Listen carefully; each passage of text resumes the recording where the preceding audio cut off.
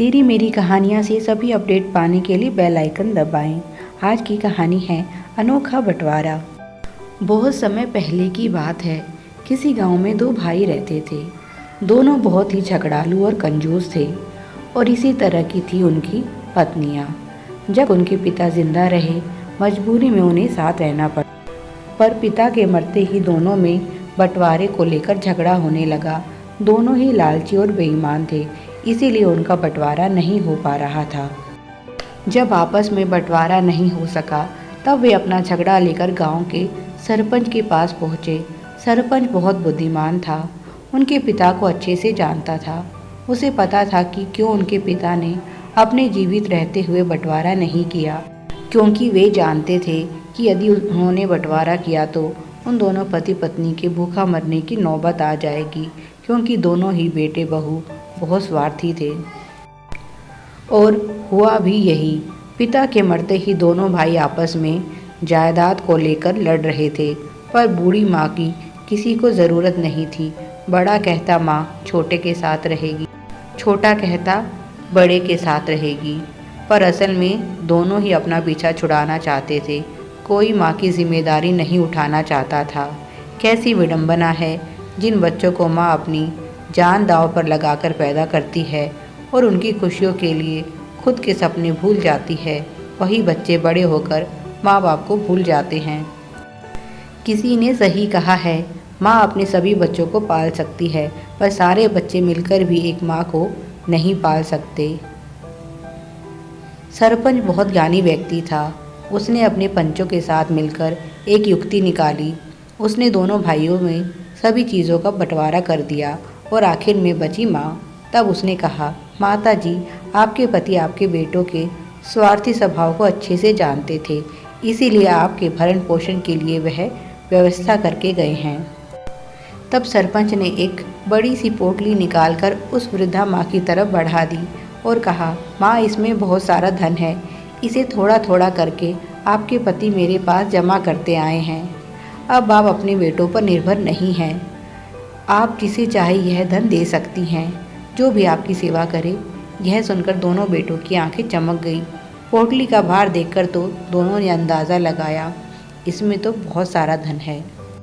उन्हें तो पहले ही अपने पिता पर शक था कि वह उनसे छुपाकर अपने पास धन रखता है, और अब तो यह बात सबके सामने थी। धन के लालच में दोनों भाई लड़ने लगे कि माँ मेरे साथ रहेगी, माँ मेरे साथ रहेगी। अभी तक दोनों इसीलिए लड़ रहे थे कि माँ को कौन रखेगा। अब लड़ रहे हैं, माँ मेरी है, माँ मेरे साथ रहेगी। सरपंच ने वृद्धा माँ से पूछा, माँ बताओ तुम्हारी क्या इच्छा है। माँ बोली, बेटा, मुझे मेरे दोनों बेटों पर विश्वास नहीं। यह मेरी इस पोटली के लिए लड़ रहे हैं, मेरे लिए नहीं, इसीलिए मैं किसी के साथ नहीं रहना चाहती। सरपंच बोला, ठीक है माँ, फिर एक काम करते हैं, तुम दोनों के साथ रहो। जो तुम्हारी ज़्यादा अच्छे से सेवा करे उसे यह पोटली दे देना। उसने बेटों से कहा, तुम्हारी माँ को तुम पर यकीन नहीं है, यह तुम्हारे साथ नहीं रहना चाहती, इसीलिए तुम्हें अपनी माँ को विश्वास दिलाना पड़ेगा कि तुम उनका अच्छे से ध्यान रखोगे। इसीलिए हम सभी ने यह निर्णय लिया है कि दिन के समय माँ छोटे बेटे के साथ और रात को बड़े बेटे के पास रहेगी। 1 महीने के बाद हम तुम्हारी माँ से पूछकर निर्णय करेंगे कि वह किसके साथ जाना चाहती हैं। दोनों बेटों ने इस बात को स्वीकार कर लिया। घर जाकर दोनों भाइयों ने यह बात अपनी अपनी पत्नियों को बताई और उन्हें समझा दिया कि चाहे कुछ भी करो, माँ के मुंह से यही निकलना चाहिए कि वह मेरे साथ रहना चाहती है। एक बार माँ अपना निर्णय सुना दे, फिर तो पोटली हम जल्दी ही कब्जे में ले लेंगे। सबकी आंखों में पोटली का लालच झलक रहा था। उधर सरपंच ने वृद्धा माँ से कहा, माँ मुझे माफ़ करना, पर तुम्हारे बेटों के स्वार्थी स्वभाव के कारण मैंने बहुत बड़ा झूठ बोला है। इस पोटली में कुछ भी नहीं है, इसमें सिर्फ पत्थर भरे हुए हैं, पर तुम देख रही हो, इसी के लालच के कारण आज तुम्हारे बेटे तुम्हारी सेवा करने के लिए तैयार हैं। माँ बोली, बेटा, तुमने तरकीब तो बहुत अच्छी लगाई है, पर जब इन्हें पता चलेगा कि पोटली में धन नहीं पत्थर हैं, तो यह तुमसे झगड़ा करेंगे और तुम पर इल्ज़ाम लगाएंगे। सरपंच बोला, इसका भी उपाय मैंने सोच लिया है। कुछ दिनों बाद आप शोर मचा देना कि किसी ने आपका धन चोरी कर लिया है, बाकी मैं सब संभाल लूँगा। माँ ने पंचायत के फैसले के अनुसार बेटों के साथ रहना शुरू किया, दिन में छोटे बेटे के साथ और रात को बड़े बेटे के पास। जहाँ पहले उसे भरपेट भोजन भी नहीं मिलता था, अब उसे तरह तरह के व्यंजन खाने को मिलते। दोनों बहुएं उसकी बहुत सेवा करती। अगर माँ ज़रा खास भी देती तो सारा घर सर पर उठा लिया जाता। अपने बेटों में आए यह बदलाव देखकर माँ भी हैरान थी। वह सोचती, जो कार्य माता पिता नहीं कर सके वह कार्य एक पोटली ने कर दिया, मेरे बच्चों को सुधार दिया। पर वह जानती है यह बदलाव कुछ समय के लिए है। जैसे ही बेटों को पता चलेगा पोटली में धन नहीं पत्थर हैं, यह सब कुछ खत्म हो जाएगा। एक रात जब वह सो रही थी तब उसने देखा बड़ी बहू उसके कमरे में आई और पोटली ढूंढने लगी। माँ की आंख खुल गई।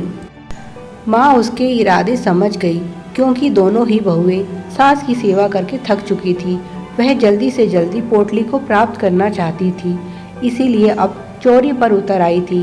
माँ समझ गई, अगर इन दोनों में से किसी के हाथ पोटली लग गई तो उसका भेद खुल जाएगा और सरपंच का किया हुआ मिट्टी में मिल जाएगा।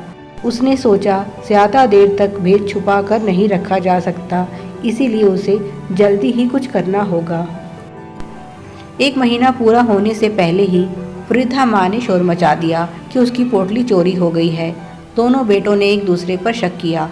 सरपंच के पास झगड़ते हुए पहुंच गए।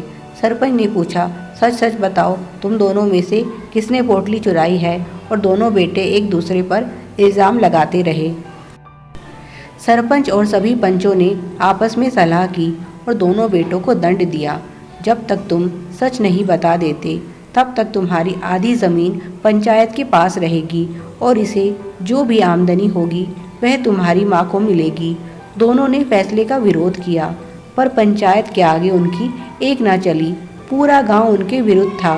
सरपंच चाहता तो पहले भी माँ को ज़मीन दे सकता था, पर उसे डर था कि दोनों भाई इस फैसले को नहीं मानेंगे। पर अब क्योंकि सारा गांव उनके विरुद्ध था, उन्हें मजबूरी में यह फैसला मानना ही पड़ा। अब कुल ज़मीन में से आधा हिस्सा दोनों भाइयों का था और आधा हिस्सा माँ का। पंचायत ने साथ ही साथ यह घोषणा भी की कि माँ जिसे भी चाहे अपनी ज़मीन दे सकती है।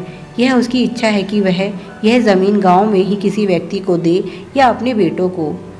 भाइयों का लालच उन्हें ले डूबा। ना तो उन्हें पोटली मिली और ज़मीन भी हाथ से जाती रही। सारा गांव सरपंच के इस अनोखे बंटवारे पर बहुत खुश था और उसके इस फैसले की पूरे गांव में बहुत प्रशंसा हो रही थी। चारों तरफ सरपंच की बुद्धिमानी की प्रशंसा हो रही थी और नारे लग रहे थे, पंच परमेश्वर की जय। अब माँ किसी पर निर्भर नहीं थी, वह भी बहुत खुश थी। Please like, share and subscribe. Thanks for watching.